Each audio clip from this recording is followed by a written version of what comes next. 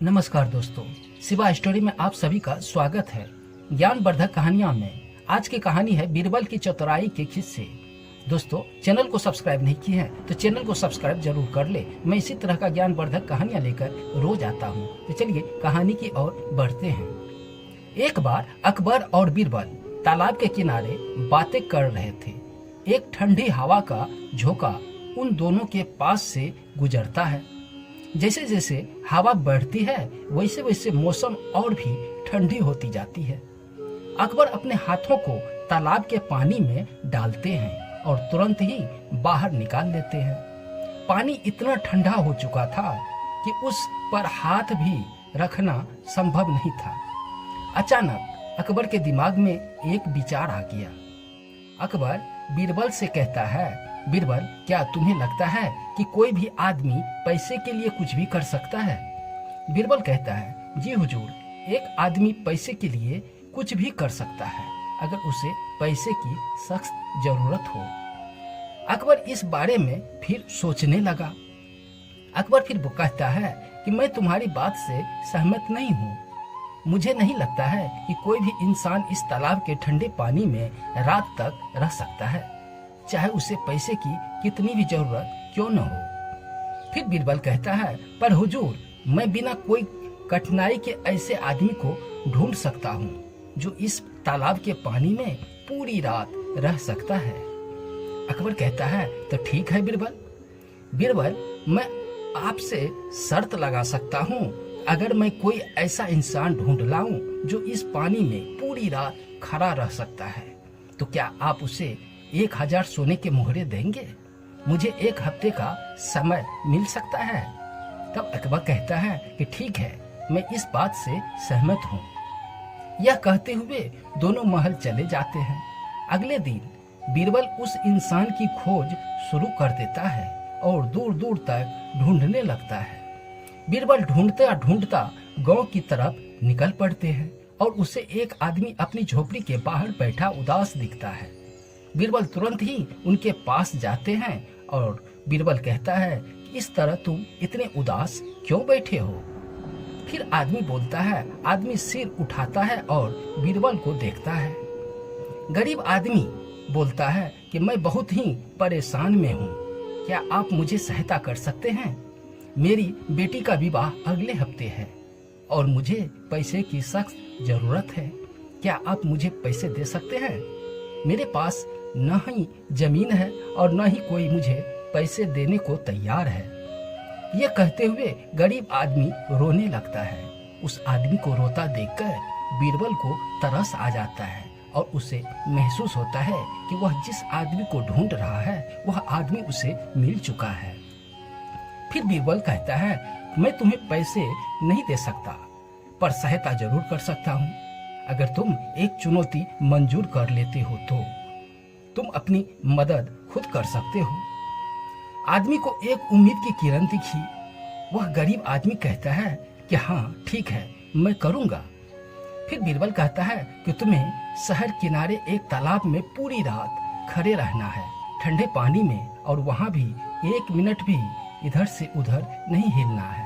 अगर तुम यह करने में सक्षम हो जाते हो तो राजा तुम्हें 1000 सोने के सिक्के देंगे इनाम के तौर पर।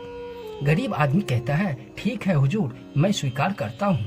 मैं आपसे वादा करता हूँ कि मैं उस तालाब के ठंडे पानी में रात भर खड़ा रह सकता हूँ। फिर बीरबल उस आदमी को अपने साथ महल ले चलता है और उसे राजा अकबर के सामने प्रस्तुत करता है। फिर बीरबल कहता है, हुजूर, यह आदमी आपकी चुनौती स्वीकार करता है।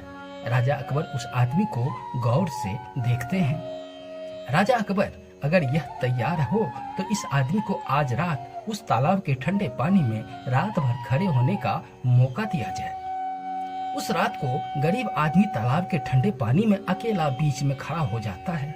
अकबर अपने कुछ सैनिकों उसके आसपास खड़े होने को कहता है ताकि वह आदमी पैसे के लिए धोखा न दे सके। उस रात उस आदमी को तालाब के बीच में खड़े रहने को कहते हैं और तालाब के किनारे 2 सैनिक उसे पहरा दे रहे होते हैं। उस रात वह आदमी बिना अपनी जगह से हिले सारी रात गुजार देता है। अगली सुबह जैसे ही सूरज की पहली किरण दिखाई देती है तो उस आदमी को तालाब से बाहर निकालने की इजाजत मिलती है। सैनिक उसे राजा अकबर के पास ले चलता है। राजा अकबर पूछता है कि सैनिक को कि क्या यह आदमी तालाब से बाहर निकला था या नहीं। सैनिक कहता, नहीं हुजूर, यह आदमी एक पल के लिए भी उस तालाब के ठंडे पानी से बाहर नहीं निकला है। अकबर चौंक जाते हैं और उस आदमी से पूछ बैठते हैं। राजा अकबर पूछते हैं कि तुमने उस ठंड पानी में खड़े रहकर सारी रात कैसे बिताया। तब गरीब आदमी बोलता है कि मैं अपनी आंख वहां के पास वाले एक लालटेन पर गड़ा रखी थी जो तालाब के किनारे पर था।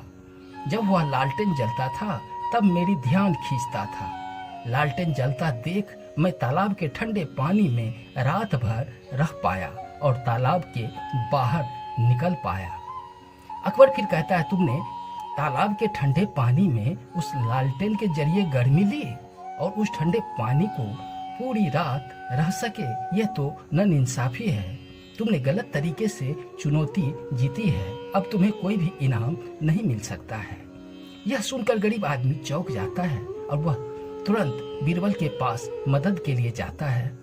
बीरबल के पास वह गरीब आदमी रोता हुआ पहुंचता है और अकबर के दरबार में हुए सारी बात विस्तार से बताता है कि बीरबल अकबर के नतीजे से नाखुश होते हुए बीरबल कुछ देर सोचते हैं और उस आदमी से कहते हैं कि वह अपने घर लौट जाए। वह जल्द ही इनका हल ढूंढकर उसे उनके इनाम के पैसे लौटा देंगे।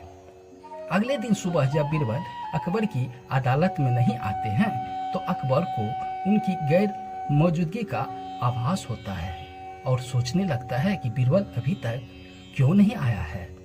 अकबर अपने एक सैनिक को अकबर के घर जाकर पता करने को कहता है। कुछ देर बाद सैनिक समाचार लेकर आता है। सैनिक, महाराज, बीरबल खिचड़ी बनाने में व्यस्त है। बीरबल ने कहा है कि वह तभी आएगा जब उनकी खिचड़ी तैयार हो जाएगा। राजा अकबर बीरबल का इंतजार करते हुए पूरा दिन निकाल देता है। अगली सुबह बीरबल अदालत में नहीं दिखते हैं तो राजा अकबर सोचते हैं कि वह खुद बीरबल के घर जाकर देखे कि बीरबल अब तक क्या कर रहा है। जब राजा अकबर के बीरबल के घर पहुंचते हैं तो वह देखते हैं कि बीरबल अपने आंगन में आग लगाकर 5 फीट ऊपर एक मटके को गर्म करते देखे। उस मटके में चावल, अनाज और पानी भरा हुआ था। अकबर और सैनिक बीरबल को देखकर हंस पड़े। फिर अकबर कहता है कि तुम्हें पता है बीरबल कि तुम क्या कर रहे हो। फिर बीरबल कहता है, जापना, मैं खिचड़ी बना रहा हूँ। बादशाह ने तमक कर पूछा कि यह क्या तमाशा है, क्या ऐसे ही खिचड़ी पकती है। बीरबल ने कहा, माफ करे जापना, जरूर पकेगी, वैसे ही पकेगी जैसे कि गरीब को महल के दिए की गर्मी मिलती थी। बादशाह को बात समझ में आ गई। उन्होंने बीरबल को गले लगाया और गरीब को रिहा करने और उसे इनाम देने का हुक्म दिया। दोस्तों, ये कहानी पसंद आई हो तो चैनल को लाइक, सब्सक्राइब जरूर कर ले। धन्यवाद।